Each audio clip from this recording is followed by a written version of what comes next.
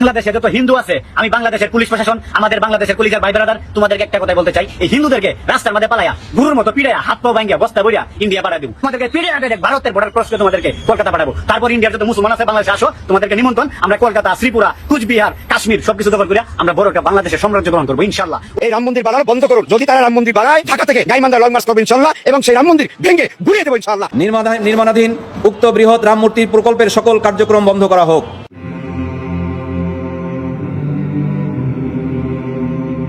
প্রিয় দর্শক, বাংলাদেশে আগামী বেশ কিছুদিনের মধ্যে যে কনসার্নিং ইস্যুগুলো আপনাদের সামনে আসতে পারে, তার মধ্যে একটা আমার যেটা মনে হয়েছে সেটা হচ্ছে যে গাইবান্ধার একটি ঘটনা, যেটা মোটামুটি আমার নিউজ ফিডের লেখালেখিগুলো দেখে আমি বুঝতে পারি। সেটি হচ্ছে গাইবান্ধার পলাশপুর উপজেলার 2 নম্বর ইউনিয়ন, যেটা হোসেনপুর বলা হয়, সেখানে রামচন্দ্রপুর নয়াপাড়া নামে একটি গ্রাম রয়েছে, যেখানে আপনার হরিদাস বাবু নামে এক ভদ্রলোক, যিনি বেশ দানবীর, যার প্রচুর টাকা তিনি সাধারণ মানুষের জন্য খরচ করেছেন, বৃদ্ধাশ্রম, স্কুল, কলেজ এগুলো মিলিয়ে তার নিজের রিসর্ট রয়েছে, সব কিছু মিলিয়ে সে ভদ্রলোক হিন্দু ধর্মাবলম্বী।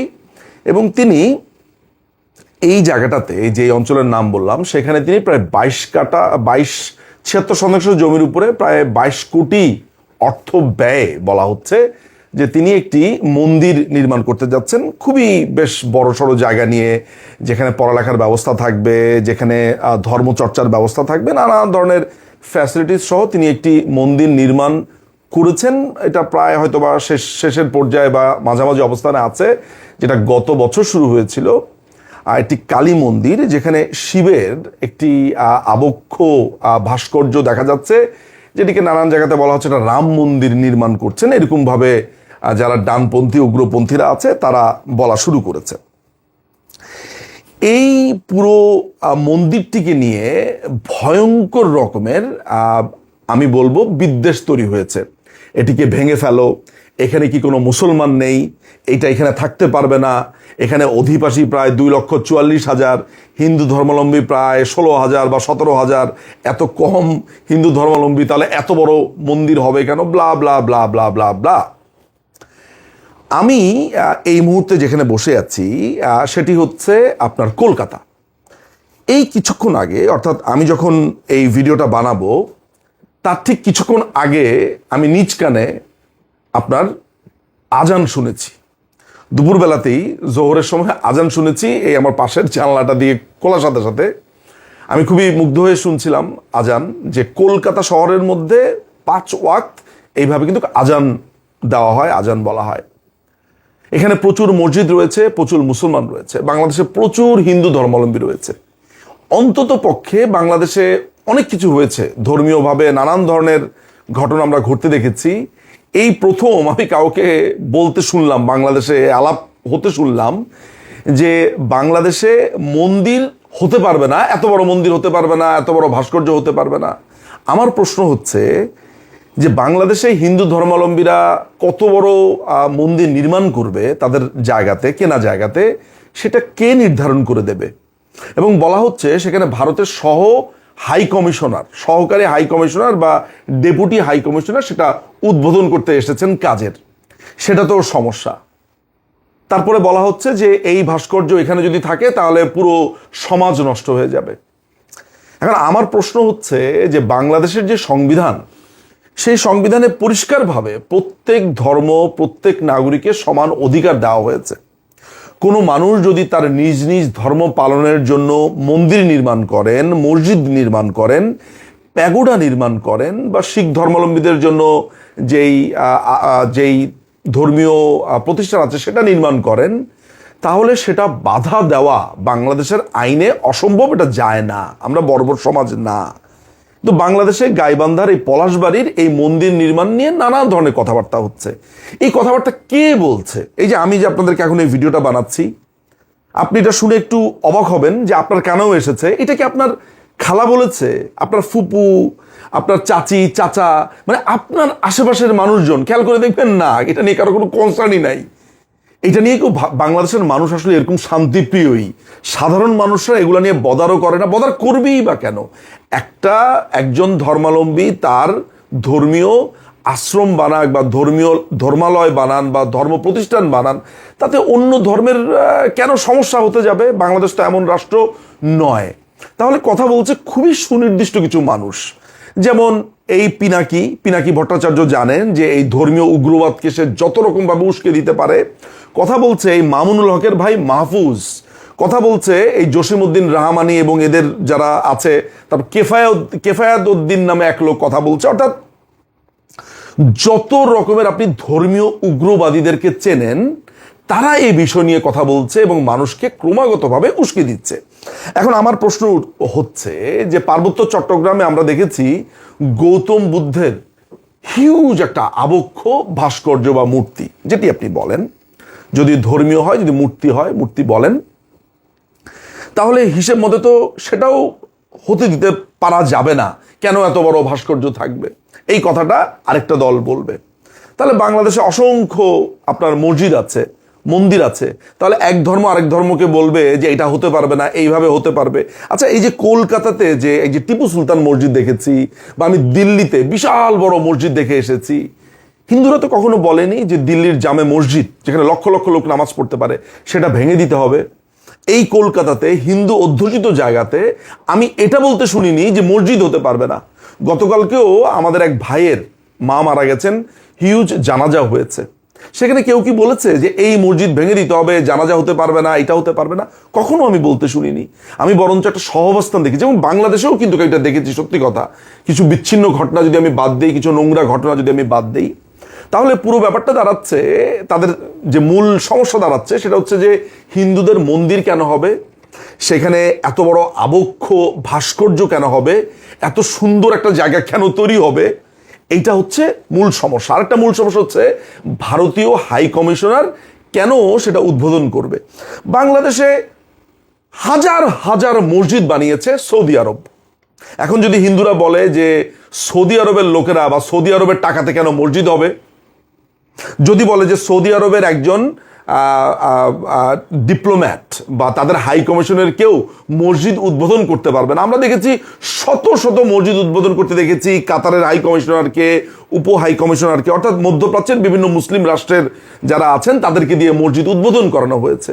সেটা যদি এখন ভারত বলে এটা করা যাবে না, বা বাংলাদেশের হিন্দুরা বলে করা যাবে না, আপনার কেমন লাগবে শুনতে? বা কোনো খ্রিস্টান যদি কোনো গির্জা হয়, কেউ যদি বলে যে এই গির্জা উদ্বোধন করতে পারবে না আমেরিকার রাষ্ট্রদূত, এটা আপনার কেমন লাগবে শুনতে? এই পুরো ব্যাপারটা বাংলাদেশে হচ্ছে। কেন আমি এই কথাটা বলছি সেটা হচ্ছে, কিছুক্ষণ আগে আমি একটি ভিডিও পোস্ট করেছি, আপনারা দেখবেন। সেটা হচ্ছে ভারতের সীমান্তে হঠাৎ করে বিজেপি বলছে আমরাও গুলি করব, এই করব, সেই করব, এবং বাংলাদেশের লোকজন ভারতের সীমান্তে ঢুকে সবজি চুরি করে নিয়ে আসছে, কদু চুরি করে নিয়ে আসছে, কুমড়া চুরি করে নিয়ে এসেছে, তাদের গাছ তুলে উপরে নিয়ে এসেছে। তারপর আমরা কিছুদিন আগে দেখেছি এক লোক ওদের সীমান্তে গিয়ে, অর্থাৎ ভারতের সীমান্তে গিয়ে মাছ ধরছে। এই যে হঠাৎ করে সীমান্তটাকে অস্থিতিশীল করে তোলা, এই যে মামুনুল হক ইলেকশনে ফেলটু মেরে এখন তার ভাইকে দিয়ে এই সীমান্তে বা মন্দিরে নিয়ে উত্তেজনা তৈরি করা, জসিমউদ্দিন রাহমানি এই জঙ্গির নতুন করে মাদ্রাসা চালু হয়েছে আবার মাহমুদপুর, আপনি জানেন, এইটা চালু করা, এদের আবার নতুন করে কথা বলা, এই যে জঙ্গি জিয়াউল হক তার আবার কথা বলা, তার সাঙ্গপাঙ্গদের কথা বলা, খেয়াল করে দেখবেন যে এই মন্দির নিয়ে কথা বলছে, কিন্তু ওই একদম কঠিন আকারে যে ডানপন্থী উগ্র যে অংশটা আছে, অর্থাৎ ইনকেলাব মঞ্চকেও দেখবেন এরাই সমর্থন দেয়, এই ডানপন্থী জামাতের যেই উগ্র যে অংশটা আছে সেইটা। তাহলে বোঝেন তো যে ইজ সামথিং কুকিং সামওয়্যার, মানে কোনো একটা পরিকল্পনা কি আছে যে ভারতের সাথে একটা যুদ্ধ বাঁধিয়ে দেওয়া। আমি কিন্তু আপনাদেরকে বারবার বলেছি যে আমেরিকা বাংলাদেশে জামাত এবং এনসিপিকে ক্ষমতাতে আনতে চায়, আমি বারবার বলছি। তাহলে একটু চিন্তা করে দেখেন তো যে এটার পেছনে পশ্চিমা কোনো ইন্ধন আছে কিনা। কারণ আপনি মোটামুটি যত রকমের অকাম কুকাম আছে দেখবেন, আপনি মোটামুটি একটা ট্রেইল খুঁজলে আপনি পশ্চিমাদের একটা বিনিয়োগ আপনি দেখতেই পাবেন, অন্ততপক্ষে আমার রিসার্চ তাই বলে। দেখেন তো যে বাংলাদেশে একটা যুদ্ধ পরিস্থিতি বাঁধিয়ে এমন কিছু একটা করতে চাই কিনা, সেনাবাহিনীকে এঙ্গেজ করে, বাংলাদেশ একটা এঙ্গেজ করে একটা এমন কোনো অবস্থা তৈরি করতে চাই কিনা। এবং কথায় কথায় তো আওয়ামী লীগের দোষ দেওয়া আছেই, যে আওয়ামী লীগ এই করেছে সেই করেছে। আমার কাছে মনে হচ্ছে যে এই জিনিসগুলো গভীরভাবে ভাবার সময় এসেছে। দেখুন, হিন্দু ধর্মাবলম্বী যারা আছে, আমরা যেমন মুসলিম ধর্মাবলম্বী, আমরা কি করি? আমাদের পবিত্র স্থান হচ্ছে কাবা, আমরা কাবাতে যাই। আমরা যদি হজরত হাসান হোসেন, হজরত আলী রাদিয়াল্লাহু আনহু, তারপরে আমরা এরকম মানে ধর্মীয় বিষয়াদি দেখতে চাই, আমরা কোথায় যাই? ইরাকে যাই, ইরানে যাই, এমনকি ইসরায়েলের যে মস্ক আছে সেটাও কিন্তু দেখতে অনেক মুসলমানরা যায়, মক্কাতে যায়, সৌদি আরবে যায়, অর্থাৎ মধ্যপ্রাচ্যের জায়গাগুলোতে যায়। কিন্তু আমাদের একটা তীর্থস্থান বা আমাদের একটা পবিত্র জায়গা কোনটা? মক্কা। আমরা হজ করতে যাই। এখন কেউ যদি আমাদেরকে বলে, এই আপনি সৌদি আরবে যান কেন, হজ করতে যান কেন, আপনার কেমন লাগবে শুনতে? ঠিক একইভাবে হিন্দুদের যে তীর্থভূমি, হিন্দুরা তাদের নানান ধরনের পুণ্য কাজ মনে করে, গঙ্গার জলে স্নান করা, এখানে আসা, তীর্থে যাওয়া, এটা তো একটা স্বাভাবিক ব্যাপার।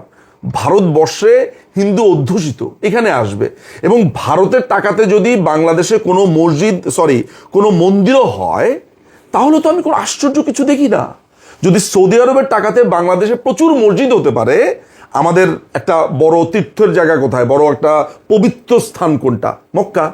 সেখান থেকে যদি আমাদের হাজার হাজার মসজিদের টাকা বা এতিমখানা, মাদ্রাসা, এগুলোর টাকা সৌদি আরব দিতে পারে, তাহলে ভারতের টাকাতে একটা হিন্দু ধর্মাবলম্বী বা হিন্দু গরিষ্ঠ রাষ্ট্রের লোকেরা যদি এইখানে কোনো মানুষকে দিয়ে মন্দির বানায়, মসজিদ বানায়, আমি বলছি না যে পলাশবাড়ির যে মন্দির সেটা ভারতের টাকায় হচ্ছে, আমার কথা হচ্ছে যে এগুলো নিয়েও তো কথা হচ্ছে।